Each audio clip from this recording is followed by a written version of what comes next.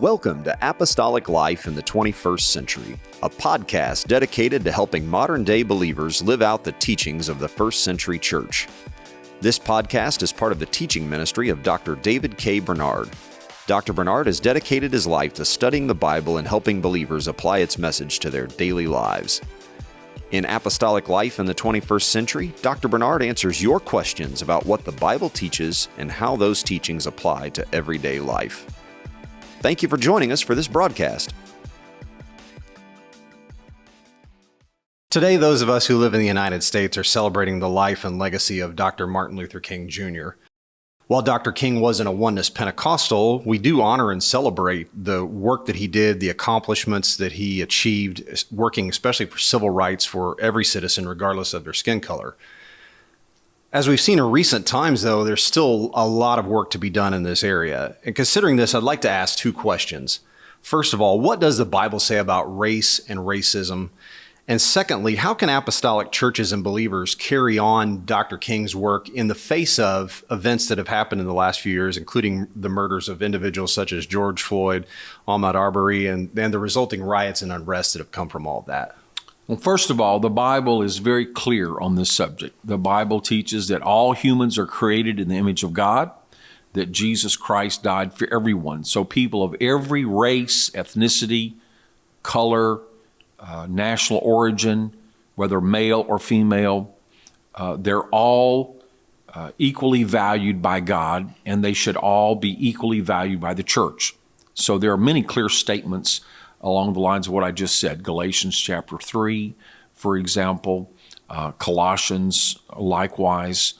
And there's a very specific statement in James chapter 2 that if you have respect of persons or if you have prejudice against people, you've committed sin.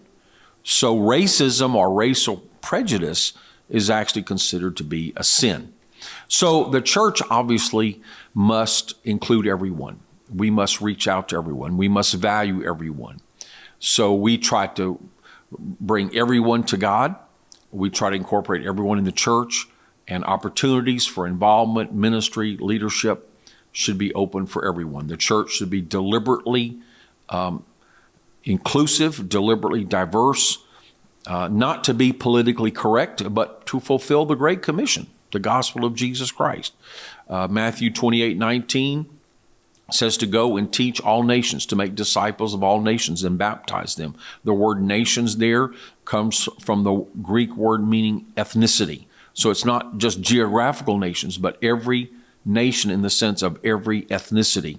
It's our job to disciple them, to win them to the Lord and disciple them. Of course, in heaven, people of every nation, every tribe, every color, every language will be worshiping together around the throne. We see that clearly. And so the church on earth should be a reflection of the church in heaven. That much is clear. So I believe the church should speak, act, and be a model in this world. And we do recognize the great legacy of Dr. Martin Luther King Jr. When I was a pastor, on this weekend, typically on Sunday, I would recognize that, just as I would recognize other major holidays or events, to acknowledge the civil rights movement and how much it's transformed our nation and our world. And we're thankful that we still live in a sinful world. Our nation is not perfect, but we're thankful that the civil rights movement, as represented by Dr. King, has made a significant difference in our whole world. We're all beneficiaries of that. And sometimes I would even take that weekend to preach on a theme related to justice or evangelism, and perhaps even include some quotations from Dr. King that will be relevant. But of course, I did not merely want to make a social or political application. I also want to make a spiritual application, that Jesus Christ is the ultimate answer for the world and the one who sets us free and the one who values all of us. So I think as a practical matter, we should be deliberately inclusive, but we're not interested in tokenism. We're not interested in just trying to make some political statement or appearance. We want to be genuinely involving of everyone. We believe in multicultural evangelism. That means reaching people of every race, every culture, finding where they are, finding ways to communicate with them on their terms so that they can understand the gospel, and incorporating them into the church, recognizing a diversity of backgrounds, of styles of music and worship and food and dress. Of course, everything should be in accordance with biblical teachings. But the point is, we are deliberately trying to reach out to people of every culture. However, we don't believe in multiculturalism, the idea that we should not have a common culture. In the church, we should have a common culture of the apostolic doctrine, apostolic lifestyle, apostolic worship. I believe also in our nation, there should be some common values. So America, for example, was founded on some very important principles of democracy, representative government, limited government, freedom of religion, freedom of speech, economic opportunity, private property. So no matter who comes to our country or who's raised in our country, from whatever background, they're welcome to celebrate their own cultural and ethnic diversity, and we can respect that, but we should all unite around some common principles or fundamentals that make us a nation. So I believe there needs to be a balance there. And also, I would like to say, as an American citizen, the way forward in these matters is to appeal to the best of America. That is the Declaration of Independence, which says everyone is created equal. And even though we haven't always perfectly fulfilled that, that was the reason why we were founded. That's our goal. The Constitution, likewise, it has some very important principles there of religious freedom and even, of course, with the amendments, ending slavery, rights of citizenship for everyone of every race, the right to vote. All these are very important principles in our Constitution. So what we need to do to face the challenges of today is to appeal to the best, to our foundation. Our foundation is not flawed. Our foundation is sound. Appeal to the Declaration of Independence, appeal to the Constitution. And that is what Dr. Martin Luther King Jr. did so effectively, that touched people white as well as black. He said, we want to be judged not by the color of our skin, but the content of our character. He said to do that, we need to go back to the Declaration of Independence and the Constitution, because those documents made promises for every American, black as well as white. And then he was very candid to say, in the 1960s, those rights have not been given equally to everybody, particularly African Americans have not been recipients in the way that they were promised. So he said, this is an unfulfilled promise. It's an unpaid check. He said, it's time to cash the check. It's time for us to get our equal rights. And so he wasn't saying destroy the country or tear up the foundation. He was saying go back to the foundation and be true to it. He appealed to what is best in America, and he used, of course, the Bible to do that. He appealed to scriptural teachings of justice and equality. And so he appealed to the moral nature, and he appealed to the fact that America did have some biblical principles built into its foundation. So if we'll go back to the Bible and we'll go back to the foundation, then we will know the way forward.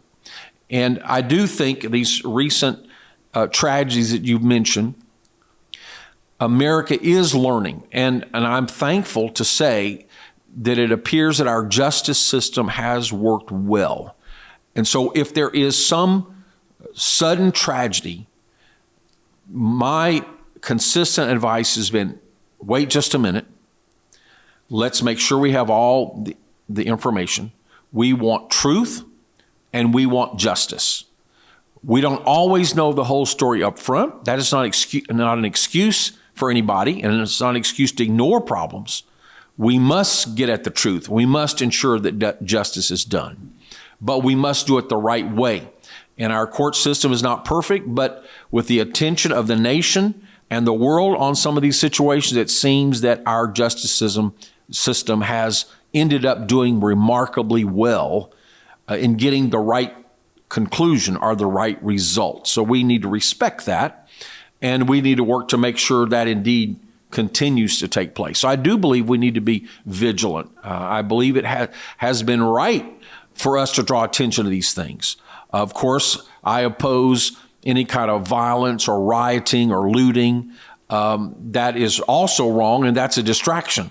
But to talk seriously about these issues, to emphasize the need for justice, I mean, that's a good thing. And let me just say this. I would highly recommend that everyone read the speeches of Dr. Martin Luther King Jr. There's a book, it's entitled A Call to Conscience, which is a collection of his speeches. They're excellent. And you'll be amazed at how much he refers to the Bible, how eloquent he is. I think you'll find it moving. I don't care what color you are, you'll be moved by what he has to say. And I think we could do a lot if we would go back to some of the things that he said. I think some people have gotten off track with violence and with hatred and bitterness and racism and counter-racism, where if we'd go back to Dr. King, I think we would get a much clearer picture of what we need to do. Also, if you're interested in the civil rights movement, I highly recommend a 3-volume series by Taylor Branch. Now, it's exhaustive, but it's great. A great series of books, America in the King Years. I think the first volume is Parting the Waters, and then the second volume is Pillar of Fire. And then he has a third volume as well. I think it's about entering the Promised Land. And then regarding American history, I do want to emphasize this because King appealed back to Lincoln, and Lincoln had a profound statement because people in his day were saying the Constitution allows slavery. And he was saying, but wait a minute. The Constitution was a compromise to get the nation started. And it was never intended to perpetuate slavery. It came because slavery was already into existence. And so it tacitly acknowledged what was already there. And if you were going to actually form a nation, you couldn't throw away what existed. You had to start with what existed. And that's what the Constitution did. But he said the Constitution is based on the Declaration. The Declaration of Independence said all men are created equal. Every human being is equal. That was the principle. And even though it could not be fulfilled with regard to African Americans at that time, that was the direction. Even the writers of the Constitution expected that slavery couldn't survive. It would have to be eliminated. And so he said in the Gettysburg Address, basically Lincoln said, okay, now it's time to go back and fulfill what we originally promised in the Declaration. Now it's time to update the Constitution. It's time to eliminate slavery. It's time to give citizenship and rights and voting to the African Americans, to everyone. And he said, we need a new birth of freedom, a second birth. The first birth was imperfect. It got us started as a nation, but now we need a new birth to finish the work. And that's what I would say as an American citizen. If we go back to what the Declaration of Independence said, we go to what Lincoln said, and we go to what King said, that will give us clear direction for moving forward as American citizens. Thank you for listening to this episode of Apostolic Life in the 21st Century. If you enjoy this podcast, please take a moment to give us a review on Apple Podcasts, Spotify, or your favorite podcast app. We also appreciate it when you share Apostolic Life in the 21st Century with a friend or family member. Finally, join us again next time as we look at how the Bible applies to everyday life.